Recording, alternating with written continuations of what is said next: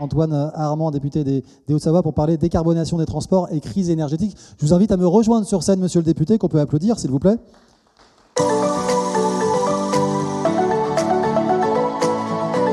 Bonjour, ça va bien? Bonjour. Enchanté. Pas trop fatigué, ça va en ce moment? En pleine forme. Ouais, bah, il faut. Vous êtes député de la 2e circonscription de Haute-Savoie, une circonscription aux enjeux dont on sait que les enjeux de mobilité ils sont importants, qu'il s'agisse de mouvements pendulaires d'accessibilité, territoire ou de ZFE également. Vous êtes également rapporteur sur le volet écologie, développement et mobilité durable, transition énergétique du PLF 2023. Et enfin, rapporteur de la commission d'enquête sur la souveraineté et l'indépendance énergétique de la France. Alors, monsieur le député, quels sont les enjeux pour démarrer notre entretien, les enjeux pour la mobilité et à quelles échéances les envisager, selon votre point de vue, à vous? Écoutez, merci pour votre invitation et pour cette première question qui me donne envie de faire une réflexion générale et j'allais dire sociale, surtout vu les intervenants que vous avez eus tout au long de la journée, qu'on retrouve dans d'autres domaines. Finalement, à nouveau, la société est en avance sur les pouvoirs publics, y compris en matière de mobilité. Et on voit se développer dans les territoires, dans les entreprises, dans les associations, des solutions numériques, d'aménagement du territoire. Et c'est au pouvoir public de s'adapter. Pourquoi? Parce que la prise de conscience écologique, elle a eu lieu. Chacun, aujourd'hui, individuellement, à son échelle, fait un effort, fait l'effort qu'il peut faire. Il y a eu une prise de conscience, évidemment, sociale, du fait et budgétaire, du fait de l'explosion des prix de l'énergie, et on y reviendra. Il nous revient, je crois, pouvoir public, d'avoir cette prise de conscience territoriale, c'est-à-dire de penser à la fois l'aménagement du territoire et, bien sûr, de point de vue de l'usager. Et c'est pour ça qu'on arrive enfin dans les questions d'intermodalité, de parcours, qui pendant si longtemps ont été absentes du débat et de la manière dont on concevait les politiques. Une fois qu'on a dit ça, ce qu'on observe, c'est qu'on a réussi à mettre en place au moins 2 piliers importants. Et il en restera beaucoup d'autres à mettre en place, mais on en reparlera. C'est les objectifs et les grands moyens. Les objectifs, on en a parlé, c'est la décarbonation, c'est la sobriété, c'est l'efficacité dans l'utilisation de l'énergie, dans la manière dont on se déplace. Et en face, c'est les moyens. Les moyens, je ne vais pas les égrener les uns après les autres, mais c'est encore récemment le plan de 100 milliards d'investissement dans le ferroviaire avec, et j'insiste dessus, la priorité à l'entretien du réseau ferroviaire, parce qu'on est tous usagers du service public ferroviaire et on sait tous que la première chose qu'on attend d'un train, c'est qu'il parte et qu'il arrive à l'heure. Et avant de construire de nouvelles lignes, on sent bien que c'est cette priorité-là, y compris sur les lignes du quotidien, qui est indispensable. Il y a bien sûr le vélo, avec le plan vélo de 200 millions, et le plan covoiturage qui... J'aime beaucoup cet exemple parce que le covoiturage, c'est le meilleur exemple de la sobriété énergétique. C'est finalement le même service pour beaucoup moins d'énergie consommée. Et donc, c'est aussi une manière de tordre le cou à l'idée selon laquelle la sobriété, ce serait forcément être un Amish, pour reprendre des expressions à la mode, et croire que finalement, la seule solution pour sortir de l'ornière énergétique, ce serait d'arrêter de vivre et de se déplacer. Il y a le télétravail, etc. Et je parle pas. Donc, on a mis en place... on a pris conscience enfin du retard que les pouvoirs publics avaient sur la société et on est en train de déployer ces objectifs et ces moyens. Alors justement, quel accompagnement pour la mise en place de ces objectifs? Un plan d'avenir pour les transports via le réseau ferroviaire, j'imagine, entre autres accompagnements?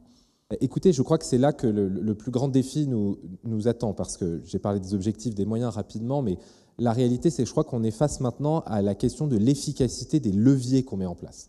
Et je voudrais à nouveau parler des usages. On a trop longtemps considéré que la vision de la mobilité serait descendante et que c'est les pouvoirs publics, le législateur, les collectivités qui allaient décider de la manière dont les gens allaient se déplacer sur un territoire. Et donc finalement, qu'un territoire serait plus ferroviaire, un autre plus cyclable, etc. Je crois qu'on a devant nous le défi de l'usage et de donc se rendre compte que les aides à domicile dans un territoire de montagne ne se déplaceront pas autrement qu'avec un véhicule individuel, parfois avec du covoiturage quand c'est possible, mais avec un véhicule individuel. Donc la question, et c'était un des enjeux du programme du président en 2022, c'est comment est-ce qu'on met en place un leasing qui permet à des personnes qui ont absolument besoin de leur véhicule pour travailler d'avoir accès à une mobilité propre, décarbonée, fiable et la moins chère possible.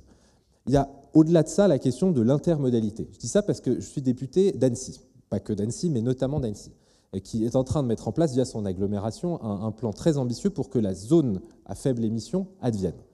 Et la première question qu'on se pose, quand on dit qu'on va faire une zone à faible émission, qu'on va construire un bus à haut niveau de service et un tram au centre-ville, c'est pas seulement celle des infrastructures, c'est celle de l'intermodalité. C'est concrètement comment est-ce qu'on fait pour que la personne qui habite dans l'agglomération d'Annecy, dans un petit village de montagne, parce que c'est une grande agglomération, eh bien, elle a un moyen pour se rendre à la station du bus à haut niveau de service, qui ensuite lui permettra de rejoindre le tram en centre-ville et de traverser efficacement la ville.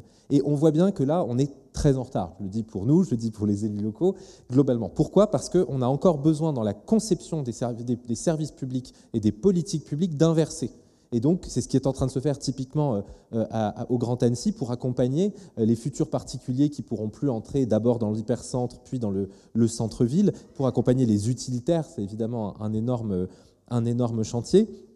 C'est cette réflexion par panel qui n'a rien d'anecdotique, qui n'est pas uniquement un mode de démocratie participative par ailleurs essentiel, mais c'est simplement le gage de l'efficacité de la politique publique. Et on voit bien, et je ne citerai pas de nom, que dans d'autres agglomérations où on développe des ZFE d'une manière un peu plus rapide, voire un peu trop rapide, les problèmes sont très nombreux et que ça devient très vite contre-productif. Et les ZFE, c'est un très bon exemple parce que c'est par excellence le modèle qui peut devenir antisocial si on ne fait pas les efforts. Et on a récemment, j'y ai assisté, effectué à l'Assemblée une mission sur les conditions d'accompagnement de ces zones à faible émission avec mes collègues Milienne et Le Seul qui ont fait un travail pour montrer qu'il fallait accompagner, mais individuellement. Parce que, pour prendre cet exemple parmi d'autres, quand vous êtes dans une zone périurbaine ou périrurale, que vous avez un vieux diesel qui a une vingtaine d'années, la meilleure solution budgétaire pour vous, c'est encore de le garder. Et ce sera encore et toujours de le garder. Et donc, allez dire à quelqu'un, vous aurez à mettre 25 000 € de votre poche et vous aurez peut-être une décote de 5 000 ou de 8 000 € avec une prime à la conversion,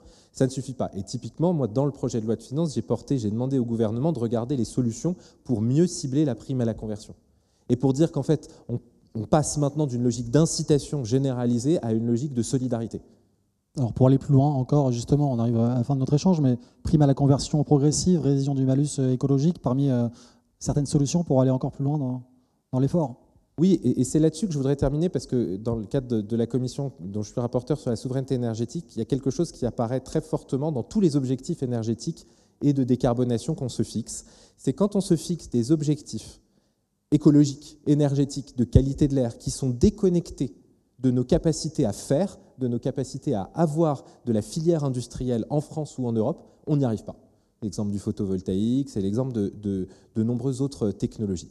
Et donc, il faut qu'on soit capable de faire toute la chaîne, de l'amont à l'aval, pour qu'on réussisse. Et c'est pour ça que là, je prends l'exemple des métaux rares, des matières rares, de notre capacité à construire des batteries sur notre territoire, de sécuriser nos approvisionnements, mais aussi de recycler ensuite les batteries. Juste un exemple, d'après les prévisions actuelles, d'ici 2050, on aura à peu près épuisé toute la disponibilité de cuivre dans le monde. Et la consommation de cobalt sera x9, x10, x12 selon les estimations.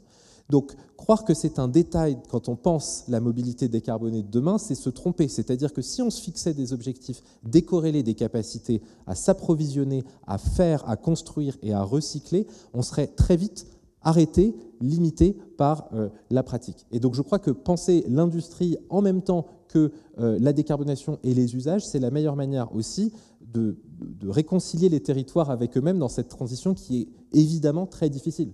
Évidemment très difficile, puisque vous ne touchez pas seulement à une mobilité, à une solution de mobilité, comme certains urbains ont l'impression qu'ils pourraient facilement se passer de vélo pour le métro ou inversement. Mais on parle en fait de la manière d'avoir une liberté de vie au quotidien quand on a une voiture et qu'on ne peut pas la remplacer aisément. Merci beaucoup Antoine Arnaud. Merci beaucoup. Merci. Député de la Haute-Savoie, Antoine Armand.